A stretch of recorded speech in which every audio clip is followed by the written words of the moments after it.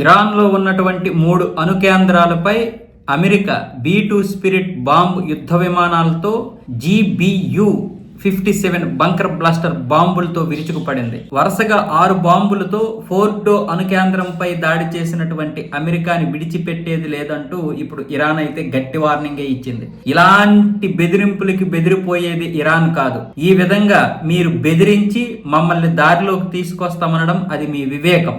ఇక మేమేంటో చూపిస్తాం. ఇక అమెరికాలో ఉన్నటువంటి పౌరులతో సహా ఇక్కడ టెహరాన్లో ఉన్నటువంటి అంటే ఇరాన్లో ఉన్నటువంటి అమెరికా పౌరులపై కూడా మా ప్రతాపం చూపిస్తాం.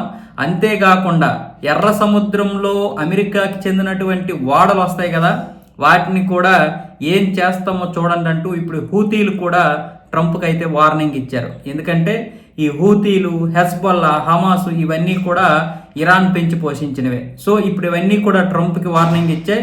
ఇక ఇరాన్ కూడా అమెరికాపై దాడులు చేస్తుందని అమెరికాలో కొన్ని రాష్ట్రాలు, కొన్ని నగరాల్లో హై అలర్ట్ అయితే ప్రకటించారు. ప్రార్థనా స్థలాలపై జరిగే దాడుల గురించి ముందస్తుగానే చర్యలు తీసుకున్నారు. ఎందుకంటే ఇప్పుడు తెల్లవారితే ఆదివారం కాబట్టి అక్కడ ప్రార్థనలు జరుగుతాయి. మరొక 6-7 గంటల్లో తెల్లవారుతుంది కాబట్టి అమెరికాకి.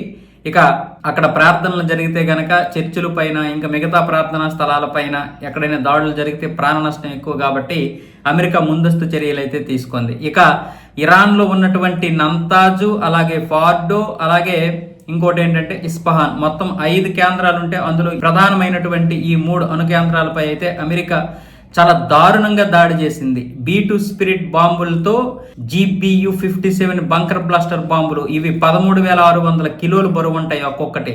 సో ఇవి ఇంచుమించు 50 నుంచి 60 మీటర్ల లోపలికి చొచ్చుకొని పోతాయి.